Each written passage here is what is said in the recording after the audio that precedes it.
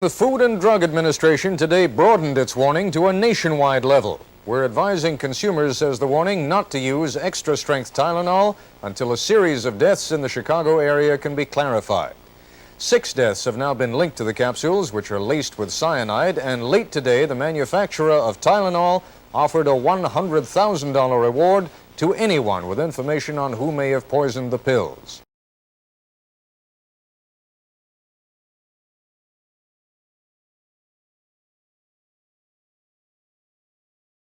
Tylenol is a common over-the-counter medicine that contains acetaminophen. Just as a safety warning, acetaminophen can be very dangerous if not taken as suggested. It can lead to kidney failure or even death. Though my topic is not a current event, it is still something that shaped the way that we packaged medicines and food today. On September 29, 1982, a 12-year-old died from extra-strength Tylenol in the Chicago area. That same day, a postal worker named Adam died of what was initially thought to be a massive heart attack, but turned out to be cyanide poisoning as well. His brother and sister-in-law rushed home to console their loved ones. Both experienced throbbing headaches, and they both took extra-strength Tylenol from the same bottle that Adam had used earlier that day. The brother died that day, and the sister-in-law died 2 days later. The need for control of keeping medicines that are over-the-counter safe for the consumers to use is at an all-time high. At the time, there was no protective packaging. The bottles were not sealed with the foil covering like they are today. The major stakeholders and players of the situation were the consumers who used any of the Tylenol products because at the time they weren't sure if it was in the factory or if it had been done in that store. But really any consumer that used the over-the-counter medicines, and a panic arose throughout the country. And of course, the Tylenol company.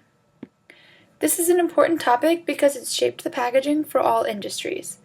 Along with the medicines being packaged better, all food and drinks have been packaged in a safer way since.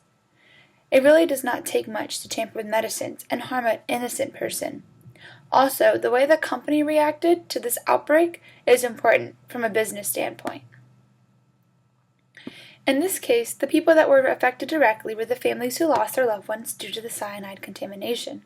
The company was also directly affected because it was a huge liability problem. Indirectly would be the consumers who bought Tylenol or used any of the other over-the-counter medicines because there was just a panic. With the spreading over a course of a couple days, but all in all in one general area, the city of Chicago, Tylenol immediately recalled 31 million products and took all extra-strength Tylenol off the shelves within hours of the first death. The contamination was reported to not have happened in the factory, but instead by an outsider.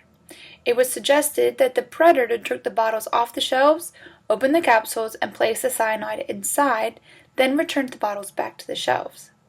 Because of this prediction, the Tylenol was the creator of the foil seal in each bottle and also the gel capsules, as they would be more noticeable if they were tampered with.